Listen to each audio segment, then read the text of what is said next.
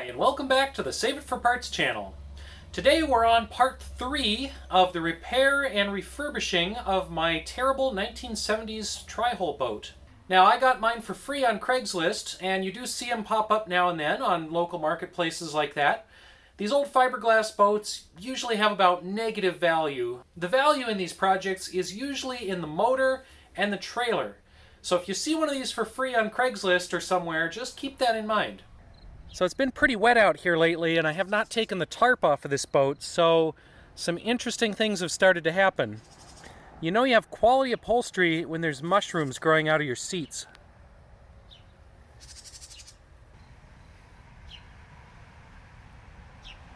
Now, since I have the motor mostly running, this video will probably focus primarily on that rotten stern and reinforcing that so that it won't just fall off when I throttle up the motor.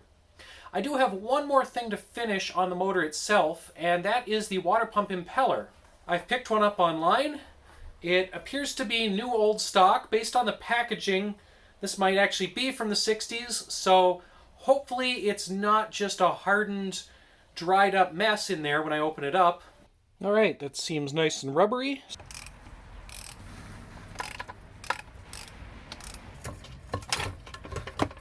I almost forgot to do the little shift rod linkage, which I think lives back here. Oh, that's hiding under a lot of layers, but deeper in there is that shift rod linkage. So I got to get that apart so I can drop the lower end off, and hopefully I can get it back on there when it's time to reassemble this. Alright, I've got that little screw out without dropping it down inside the works, so that's a plus. I think that's where the shift connector rubs past it, so it looks terrible. So if I find another screw this size, maybe I'll replace it. So there's the water pump, and that's what we need to get apart to get that impeller into. Now, as you might expect, there's a lot of other stuff down inside here other than just this water pump. There's all kinds of bearings and gears and things that I am not going to mess with in this video. I'm just doing the bare minimum basic maintenance on this by replacing that impeller. And yeah, this seems like a lot of work to go through for some bare minimum maintenance.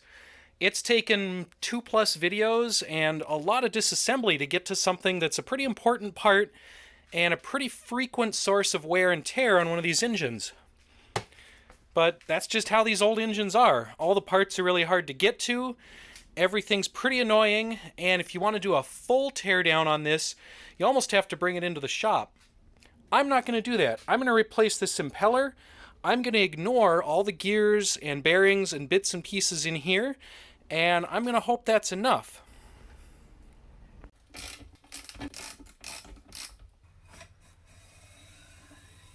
Alright, so we've got the old impeller out, and when we compare it to the new one, that old one's pretty worn.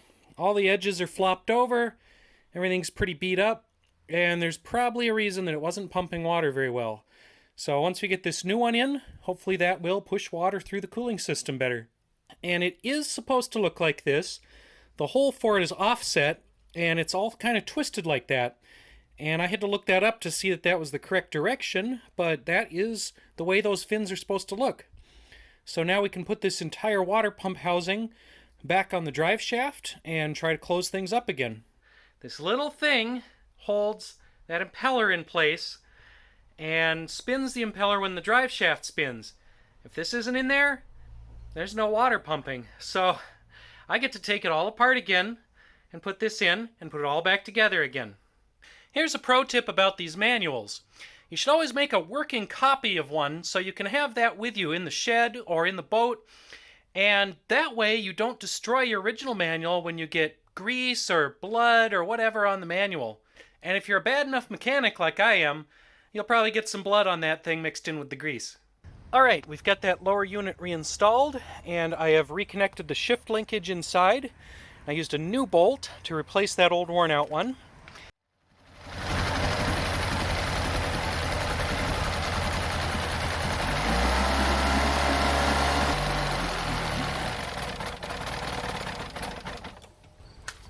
Well, it's definitely spitting water now.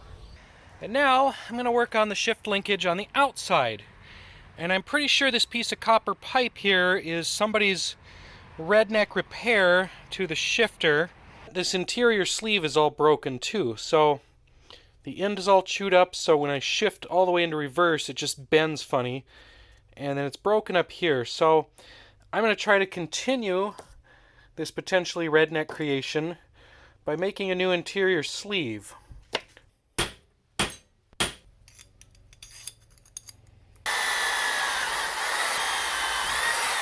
This is probably a $50 dingus if you buy it from Worst Marine, so I feel like I'm saving some money, and hopefully it'll work just as well as that existing rednecky one did.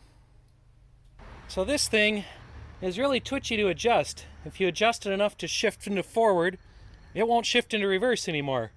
So you have to have a bunch of things just right in there. And I think maybe I've got it just right. There's neutral, reverse, and forward. While I don't 100% trust the motor at the moment, I would like to get this thing out on a lake and see if I can adjust the mixture and get it broken in a little bit and see if that helps to get it running more smoothly. So to do that, we're going to have to fix up that transom so that the boat doesn't fall apart when we get out on the water. So let's dig into that next. Let's get this car seat out of here first so I have room to get back in underneath the stern and work on that. Eventually I want the forward car seats out of there too, but if we're going to test this, I'll need something to sit on, so we're going to leave those in for now.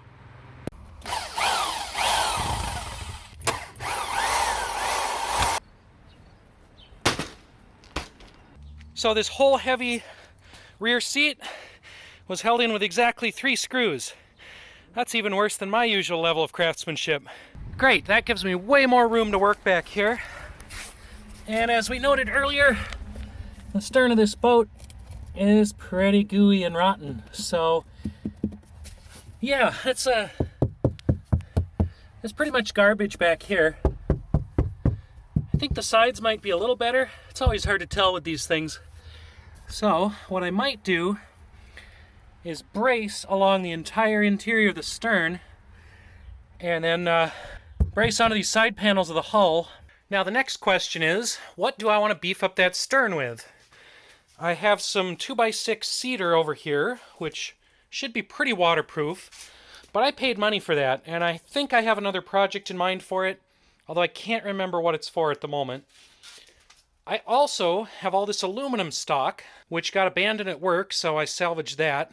So this might be worth more in a monetary way than the cedar, but I didn't actually have to pay for it. And it'll last pretty much forever. So I think what I need to do is look up what is the strength of a piece of aluminum angle iron like this versus what is the strength of a cedar 2x6, and probably just go with whatever's stronger. I also have some of these aluminum box stock pieces, so I'll look up what the strength of those things is as well. Oh man, and here I thought math would have no bearing in my future life.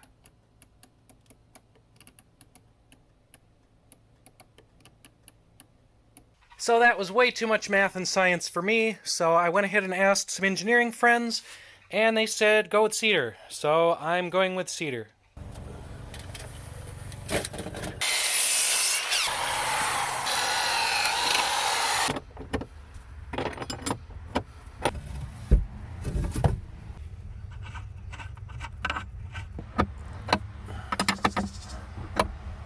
Those should help hold a hull together.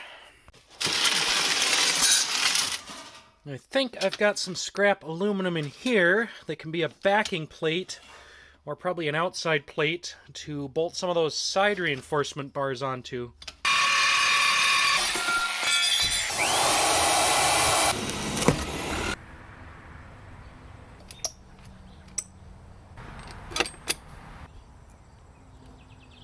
It's a good thing I ripped that rear seat out, because I need all the space I can get back here.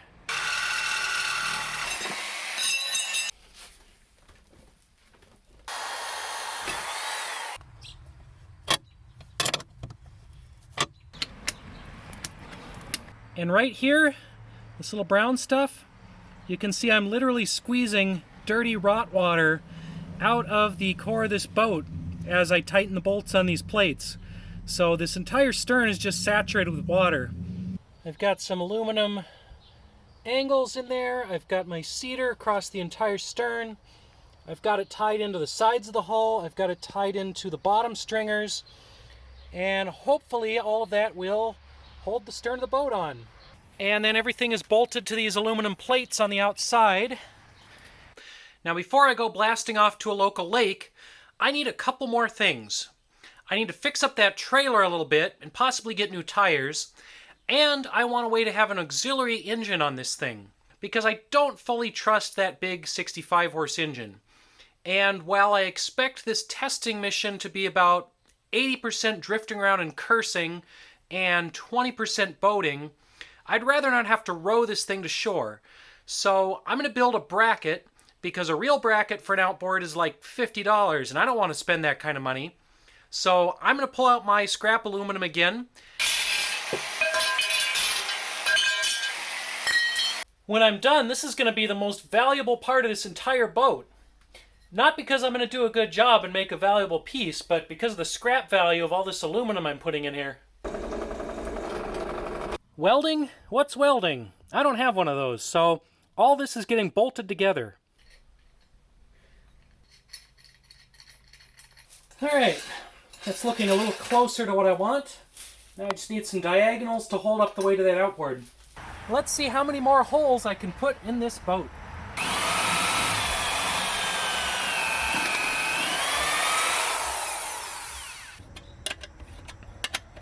Alright, so this bracket mostly works.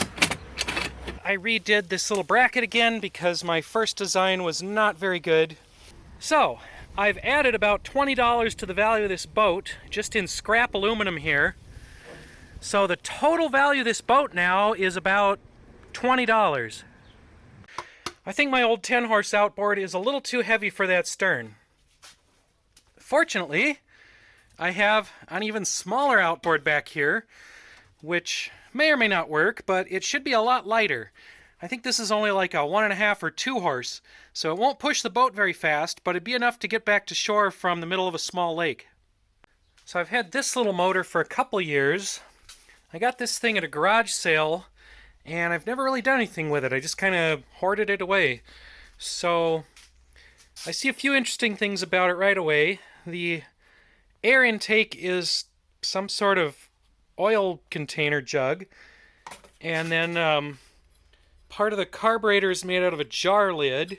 At least that spark plug looks pretty new. Let's maybe give this a quick cleaning and see if it'll run.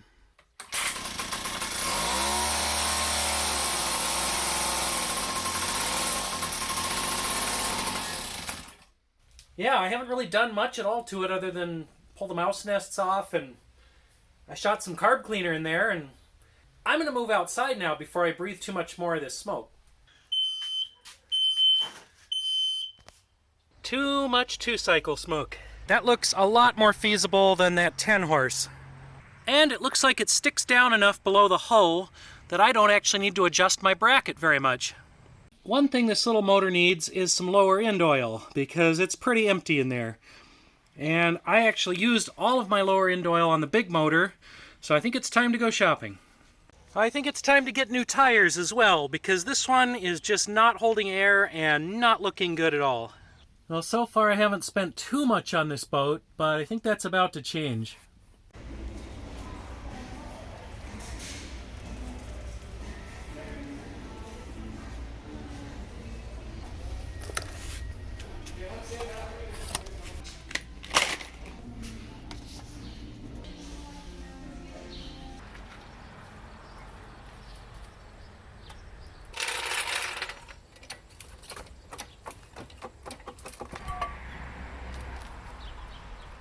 So now that I have these old tires off the trailer, I realize they're two different sizes. This one is a 520 and this one's a 480. So yeah, it would have been nice to realize that before I hauled this thing 50 miles, but oh well.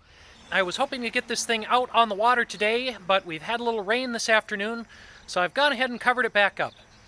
Now I think I have everything ready to take this out on the lake, but that's going to be tomorrow, and I think that's going to be the next video, because I've done so many things in this episode that I'm about ready to wrap it up for now. So hopefully the following episode to this will come out pretty quick, and hopefully it will be this thing floating around, not sinking, not catching on fire, but being a boat. So until then, thanks for watching, and we'll see you next time.